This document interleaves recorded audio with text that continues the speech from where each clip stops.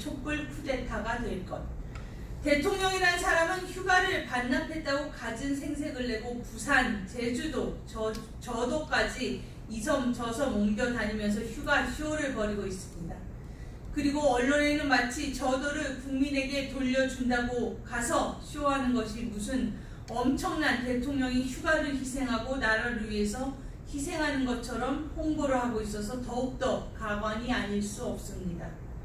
민정수석이라는 자는 지금 물러난 상태이긴 하지만 죽창가를 부르고 항일전을 선동하다가 지금 다시 서울대 교수로 복직했는데 교수직을 사퇴하라는 서울대 학생들 사이에 엄청나게 많은 저항을 불러일으키고 있습니다.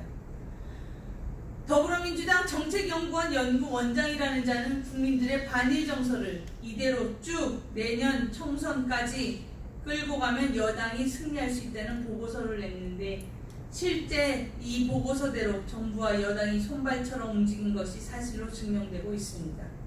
이런 사람을 민주당이 정책연구원장으로 놔줘야 하는 것입니까? 이렇게 해서 꼭 선거에 이겨야 되겠다고 생각하는 겁니까? 우리 성숙한 대한민국 국민들은 이 사람들에게 성공할 수 있는 기회를 주지 않을 뿐만 아니라 국민의 큰 저항과 함께 분노와 함께 결국에는 이번 총선에서 한일 문제를 잘못 다룬 이 이슈만으로도 충분히 총선 패배가 예상된다는 말씀을 제가 안 드릴 수 없습니다. 그들은 올해 3.1 독립운동과 임시정부 수립 100주년을 기념하며 새로운 미래 100년을 다짐했다는 점을 상기시키면서 사실상 제2의 항일 독립운동을 시작하자는 대국민 선언을 한 것이나 마찬가지입니다.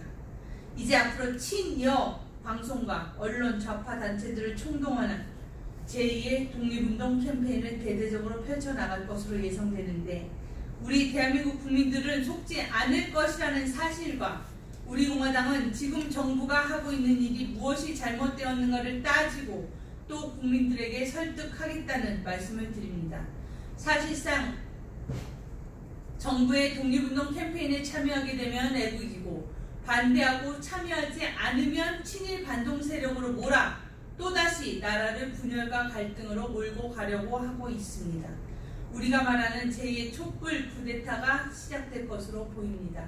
탄핵이 제1의 촛불 쿠데타라면 제2의 독립운동이 제2의 촛불 쿠데타가 될 것입니다. 벌써 여당 핵심부가 이번 8.2 일본 화이트리스트 제외 결정에 대한 군중 집회의 명분과 역사적 의미를 부여하고 항일전을 독려하고 있습니다. 여당 원내대표는 대한민국은 일본 제국주의에 맞서 치열하게 광복을 되찾은 불굴의 국민과 함께한다면 제2의 독립운동, 일본으로부터의 기술 독립운동이 불처럼 일어날 것이라고 사실상 일본에 대한 독립전쟁을 선포하는 나라를 어려움에 빠뜨리는 바보 같은 발언을 하고 있습니다. 제2의 독립운동은 이른바 문재인 팬클럽인 문팬에서 조직적 체계적으로 준비해 오고 있었음이 드러나고 있습니다. 3일 오늘 일본의 경제보복 조치 이후 첫 주말을 맞아 문팬 주최 아베 규탄 경제도발 불매운동 승리 촛불문화제가 광화문 일본 대사관 소녀상 앞에서 개최될 예정이라고 합니다. 국정 파탄의 원인을 일본의 경제보복으로 돌리는 문제는 중요합니다. 경제가 지금 살아날 기미가 보이지 않기 때문에 이것의 원인을 어디서 찾을까 생각하다가 일본의 경제 보복으로 돌리고 정권에 반대하는 세력은 모두 반일로 몰고 정치적 탄압의 구실로 삼고 있는 문재인 정부는 태어나지 않았어야 할 정권이었던 것 같습니다. 첫 번째 촛불 쿠데타는 성공했을지 모르나 이 역시도 저희가 실패로 만들 것입니다마는 두 번째 촛불은 절대 국민이 용납하지 않고 우리 공화당도 절대 용납할 수 없습니다. 국민적 저항과 퇴진 압력을 촛불 시위를 통해 모면하고 제2 촛불 사태를 조장 기획하는 일련의 정치적 음모는 반드시 국민의 이름으로 분쇄될 것이고 우리 공화당도 앞장설 것입니다. 우리 태극기를 사랑하는 국민들의 성지인 광화문광장이 또다시 촛불로 붉게 물들지 않도록 결사사수할 것입니다.